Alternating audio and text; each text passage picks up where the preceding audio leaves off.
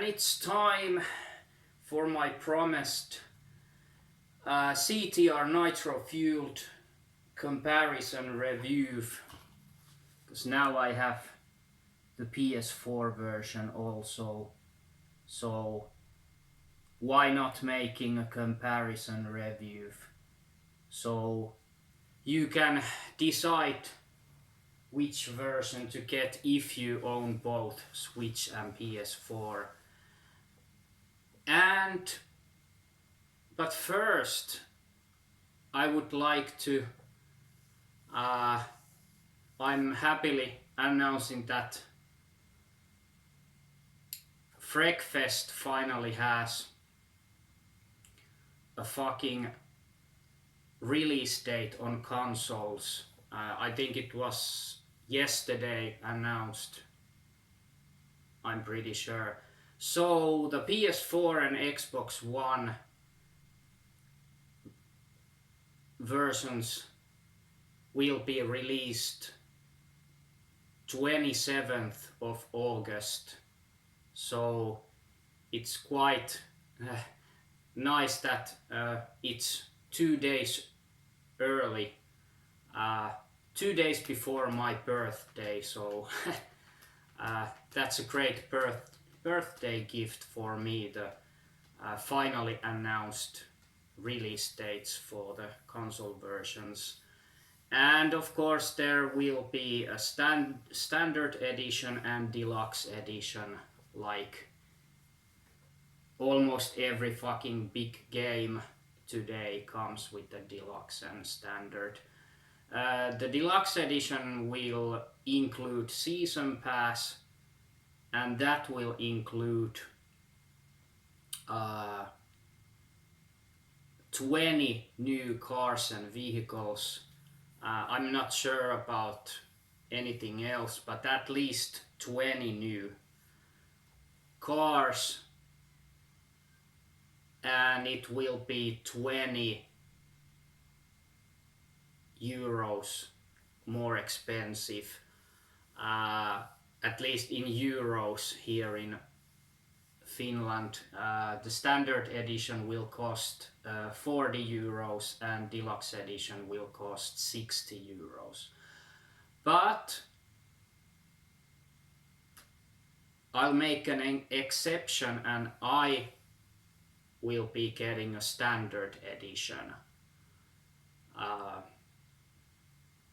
Cause yeah, I think the 20 euros more of the deluxe edition, I don't think it's probably it's not worth it. So yeah, I'm settling with the standard edition. And also very good news, the game file size has also been confirmed to be about only 15 gigabytes. So for me and others who constantly struggle with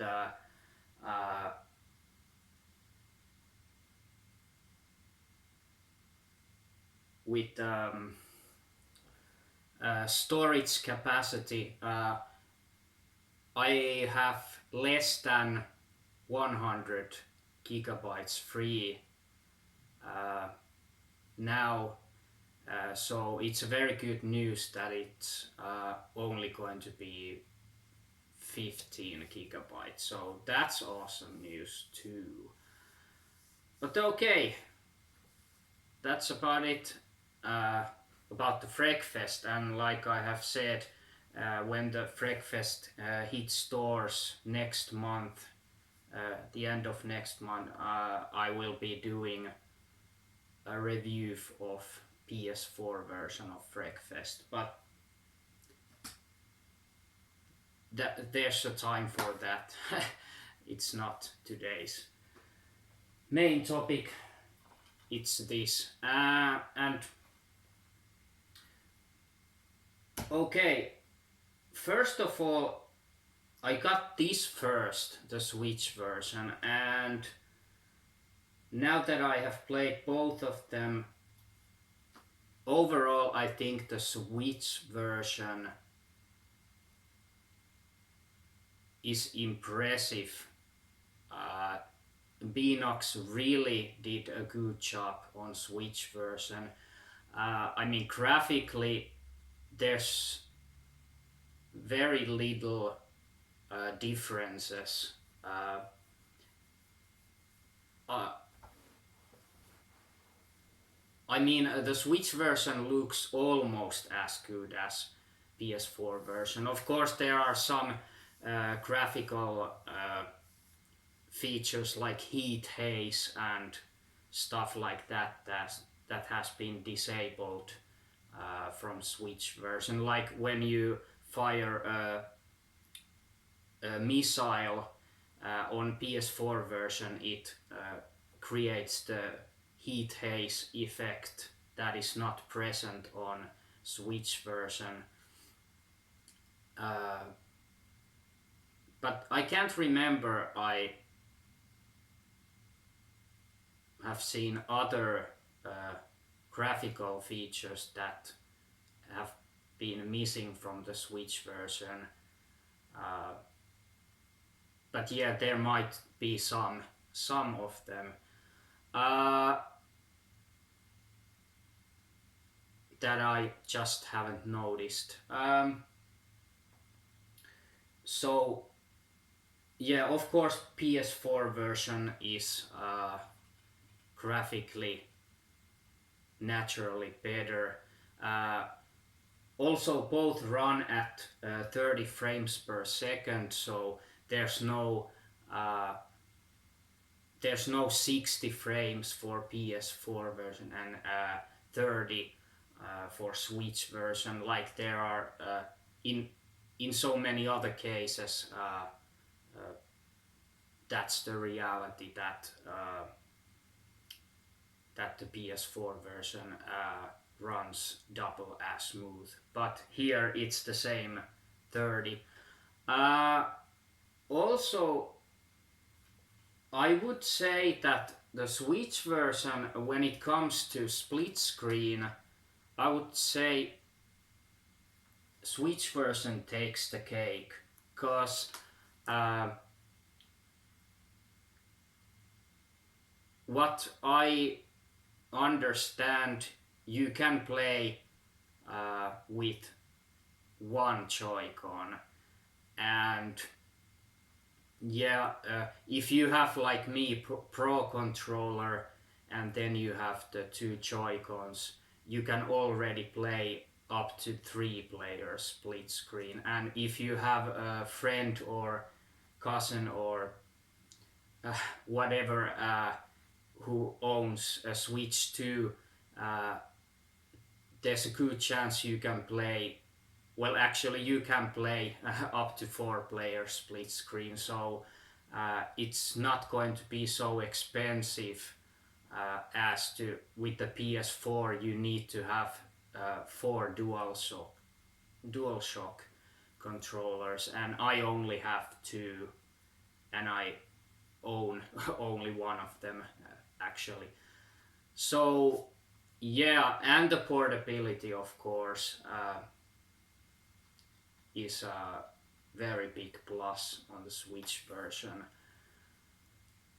But there is a limitation on multiplayer when you play at tabletop mode. It only supports 2 player split screen, and it's very understandable because on the tabletop, from the 6-inch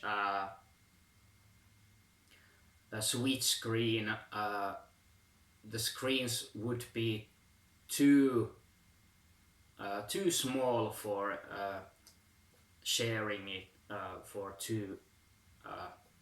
4 screens, 4 player. So it's understandable the limitation of table mode is only 2 player split screen, and through TV, of course, there's 4 player. What else? Little also noticed that I noticed on the graphic side, but it doesn't really mean a shit. I mean, at the track selection screen on PS4, you can see the scenery of each track that they are animated. Uh, so they move. There's animation on those, and on Switch version they are still screens. But like I said, that doesn't mean a fucking thing. I don't think anyone would really care about that. But yeah, I just noticed that. Also, let's talk about the controls. Uh, Originally, Naughty Dog did fantastically on the job of making as tight controls as possible on the original version, and I really don't know how Beanox did it, but they even managed to make those controls tighter than on the original. I mean, fantastic job for Beanox. Definitely applause from me. So yeah, the controls are even a little bit better than they were on the original, and I thought the original had, back then I thought it had perfect controls, but yeah, somehow this remake has even better controls. And also the spirit and the feeling of original CTR, it's very present on both of these versions. Really, they just managed to capture the spirit and feeling of the original that was the main really